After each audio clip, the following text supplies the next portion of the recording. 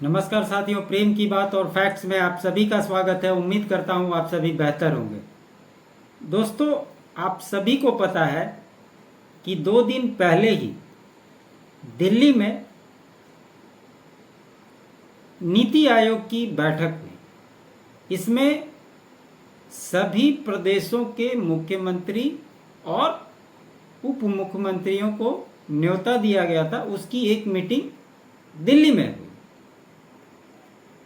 उसके बाद जितने भी एनडीए शासित राज्य थे और खास करके जहां पे भाजपा के मुख्यमंत्री और उप मुख्यमंत्री हैं, उनके साथ प्रधानमंत्री नरेंद्र मोदी की अलग से बैठक हुई। इस बैठक की मुख्य वजह क्या थी, आज इसी के बारे में चर्चा होगी।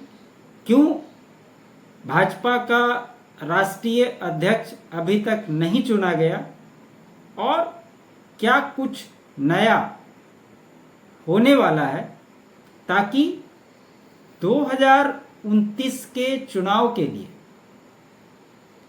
अभी से रणनीति तय करके एक युवा टीम खड़ी करने की दिशा में एक प्रयास शुरू कर दिया गया। तो इसका जो मूल्यांकन हुआ वो इस प्रकार से कि जब प्रधानमंत्री भाजपा के शासित राज्यों के मुख्यमंत्रियों के साथ बैठक हो रहे थे। आप जानते हैं एक चीज कि प्रधानमंत्री किसी भी मंत्रालय का, केंद्र की बात कर रहा हूं, वो जब समय और समय पर वो रिपोर्ट कार्ड चेक करते रहते हैं कि किस नेता ने किस प्रकार का अपना परफॉर्मेंस अभी तक दिया है। और यही सबसे बड़ी वजह होती है कि आप देख रहे हैं कि पिछले 2 कार्यकाल और अभी के चुनाव में जब तीसरी बार सरकार बनी तो कई सारे ऐसे चेहरे हैं जिनको बड़े बड़े मंत्रालय लगातार दिए गए, क्योंकि उन्होंने उस विभाग में अच्छा काम किया। और इसके अलावा कई सारे ऐसे मंत्री भी थे जिनकी छुट्टी भी हुई, और ये चीज भाजपा में लगातार चलता रहता है। इस बात को बताने के पहले एक बात ये मैं आप लोगों को बता दूं कि जो भाजपा का राष्ट्रीय अध्यक्ष का चुनाव था, इसके बारे में जब चर्चा हो रही थी तो मार्च के समय में ही मैंने वीडियो बनाया था। उसमें सब कुछ लगभग तय हो गया था, क्योंकि 30 मार्च को जब प्रधानमंत्री नागपुर जाने वाले थे और वहां पर राष्ट्रीय स्वयंसेवक संघ के सर संघ चालक मोहन भागवत जी से जब उनकी मुलाकात हुई थी, उसी समय ये मामला क्लियर हो गया था। और 18 तारीख को कार्यकारिणी की, राष्ट्रीय कार्यकारिणी की बैठक थी बेंगलोर में, और ये एकदम डिसाइडेड था कि उस समय जो बचे हुए प्रदेशों के प्रदेश अध्यक्ष हैं उनका चुनाव करके भाजपा का राष्ट्रीय अध्यक्ष घोषित कर दिया जाएगा। लेकिन ये पहलगाम घटना आने की वजह से ये मामला रह गया। हालांकि जिन राज्यों के प्रदेश अध्यक्ष चुने नहीं गए वो भी मैं आप लोगों को स्पष्टता से बता देता हूं। उसमें खास करके एमपी, यूपी, गुजरात और वेस्ट बंगाल। और गुजरात की बात करें तो गुजरात में अगले चुनाव को देखते हुए और जो भूपेन भाई पटेल को वहाँ मुख्यमंत्री बनाया गया, उनके बारे में भी उनकी रिपोर्ट बहुत अच्छी नहीं आ रही है। वो इसलिए साबित होता है क्योंकि जब परफॉर्मेंस की बात होती है, केंद्र की योजनाओं की बात होती है, तो उसको पैमाने के रूप में देखा गया कि कौन से राज्य केंद्र की योजनाओं को कितना प्रतिशत अपने राज्यों में सफलता पूर्वक इम्प्लीमेंटेशन कर सके। इसमें जो सबसे टॉप पे आया वो है उत्तर प्रदेश और उत्तर प्रदेश के मुख्यमंत्री योगी आदित्यनाथ। इनके साथ ही साथ टॉप परफॉर्मर के लिस्ट में असम के मुख्यमंत्री हेमंता बिस्व शर्मा का नाम भी आ रहा है, त्रिपुरा के मुख्यमंत्री मानिक शाह और साथ ही साथ उत्तराखंड के मुख्यमंत्री पुष्कर सिंह धामी। ये 4 ऐसे नाम हैं जो टॉप लिस्ट में। अब खबर ये आ रही है कि कुछ मुख्यमंत्रियों को बदला जा सकता है। जो केंद्र की योजनाओं की बात हो, चाहे फैसले लेने की बात हो, वो थोड़ा सा ढूलमुल टाइप का दिखाई देते। और भाजपा को अगर आप क्लोजली एब्जॉर्ब करेंगे तो भाजपा में ढूलमुल रवैये वाले लोगों के लिए बहुत ज़्यादा ऑप्शन नहीं बचता है। मौका अगर आपको दिया गया तो निश्चित तौर पे आपको परफॉर्म करना पड़ेगा। अगर आप परफॉर्म नहीं करते हैं तो कहीं ना कहीं इसके लिए आपको नीचे डिमोट भी किया जाएगा। ये निश्चित तौर पे भाजपा में होता रहा। ऐसे में जो नॉन परफॉर्मिंग सीएम है उनमें एक नाम मैंने बताया आपको, गुजरात के भूपेंद्र भाई पटेल का नाम चल रहा है, और दूसरा जो नाम चल रहा है वो राजस्थान के जो सीएम है उनका नाम भी चल रहा है, भजन लाल शर्मा। वो बाकी चीज़ों में सही दिखते हैं, लेकिन जो मैंने कहा कि फैसले लेने की जो क्षमता होती है उसमें अगर आप बोल्डनेस नहीं दिखेगा तो थोड़ी सी पार्टी भी डाउन चली जाती है। और इसके साथ साथ जो केंद्र की योजना इंप्लीमेंट करने की बात है वो तो साथ में चल ही रहा है। गुजरात में जो प्रदेश अध्यक्ष है उसके लिए भी बहुत सारा मंथन हो रहा है, क्योंकि कोई भी पार्टी जब अपना प्रदेश अध्यक्ष बनाता है तो आने वाले चुनाव वहाँ के जातीय समीकरण और संगठन और पार्टी के साथ ही साथ संघ के साथ सामंजस्य कैसा है, ये सारी बातें देखकर ही तय करती है। और यही वजह है कि इन 4 प्रदेशों में थोड़ी सी समस्या आ रही है।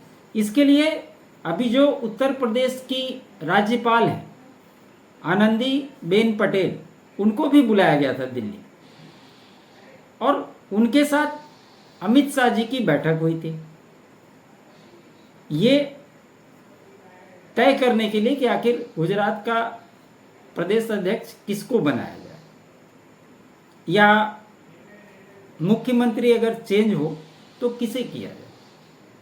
आप सभी जानते हैं जिस प्रकार से गुजरात में बुलडोजर एक्शन हुआ है पिछले कुछ समय से, उसमें सबसे बड़ी भूमिका वहाँ के गृह मंत्री हर्ष सांघवी का रहा है, और वो बड़े ही तेज तर्रार नेता है। क्या भाजपा उन्हें प्रमोट करेगी? क्योंकि अभी उनकी एज कम है, लेकिन भाजपा में एक कहावत है, आपकी स्किल्स मैटर करती है, आप कितने कैपेबल हैं वो मैटर करता है, और उसी के आधार पे उनको रिवॉर्ड भी मिलता है। और एक जो नाम चल रहा है वो है गोवा के सीएम को लेकर के। तो ये सब बातों को लेकर चर्चा हुई और ये कोशिश की जा रही है कि कैसे अभी से 2029 के लिए स्टेज सजाया जाए, ताकि उस समय जो 2024 के लोकसभा चुनाव में दिक्कतें हुई वो उस समय रिपीट ना हो। आपको याद होगा कि तमिलनाडु के प्रदेश अध्यक्ष के अन्नामलाई को हटाया गया था और उनका नाम राष्ट्रीय अध्यक्ष की रेस में भी चल रहा था। मैंने उस समय भी कहा था कि चूंकि भाजपा को विधानसभा के चुनाव में स्टालिन डीएमके की सरकार को हटाने के लिए कुछ भी करना पड़े वो करेगी। उन्होंने शर्त ही रखी थी, एआईएडीएमके ने शर्त ही रखी थी कि जब तक अन्नामलाई को आप प्रदेश अध्यक्ष पद से नहीं हटाएंगे तब तक कोई बात नहीं होगी। और मैंने उस समय भी कहा था कि भले ही तमिलनाडु से प्रदेश अध्यक्ष पद उनके पास से चला जाए, लेकिन इसका मतलब ये नहीं है कि पार्टी में उनकी भूमिका नग्न कर दी जाएगी, ऐसा नहीं है। क्योंकि वो एक ऐसे नेता हैं जो साउथ में पार्टी को अर्श से लेकर फर्श तक ले गए, और जिस तरह से पार्टी का वोट परसेंटेज बढ़ा है उसे भी भाजपा इग्नोर नहीं कर सकती। लेकिन चूंकि विधानसभा का चुनाव है और ये भी तय है कि अगर भाजपा हो, एआईएडीएमके हो, चाहे अन्य पार्टियां हो, जो विजय की पार्टी बनी है टीवीके, कोई भी अलग अलग परफॉर्म करेगी तो वो डीएमके को हरा नहीं पाएगी। और इसके वजह से गठबंधन होना मस्ट है, और यही सोचकर अन्नामलाई जी को हटाया गया और एआईएडीएमके के साथ फिर से गठबंधन किया गया।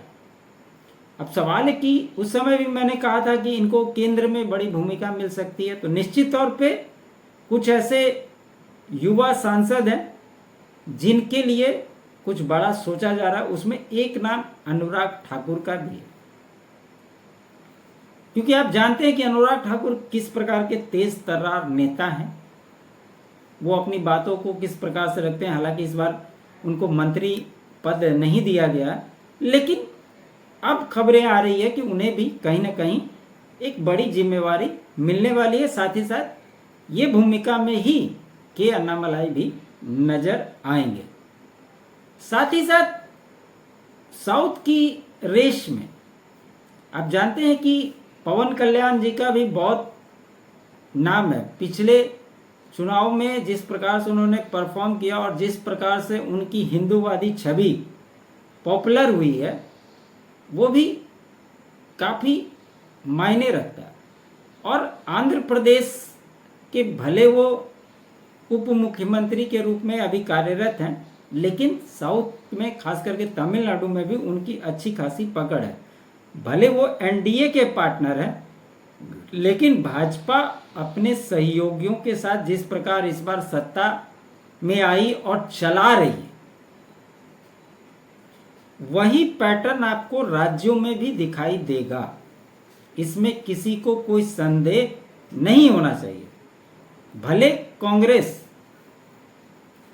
चुनाव जीतने के बाद छाती पीट रही थी कि ये 6 महीने में सरकार गिर जाएगी, साल भर में सरकार गिर जाएगी, 2 महीने में गिर जाएगी। आज सरकार को लगभग साल पूरे होने वाले हैं, लेकिन जिस प्रकार से दृढ़ निश्चय के साथ इस बार सरकार कार्य कर रही है, वो पिछले 2 कार्यकाल में नहीं दिखा। अब इस बात की कहीं कोई गुंजाइश नहीं है। आज भी मैं देखता हूं कई सारे यूट्यूब पे, न्यूज़ पे, बस अब जाने वाला है, नीतीश नाराज हो गए तो चंद्रबाबू नाराज हो गए, ये हो गया वो हो गया। क्योंकि वक्त बिल को लेकर भी जब संसद में चर्चा हो रही थी, उस समय भी यही सब बातें की जाती और रह रह करके वही बातें रिपीट की जाती।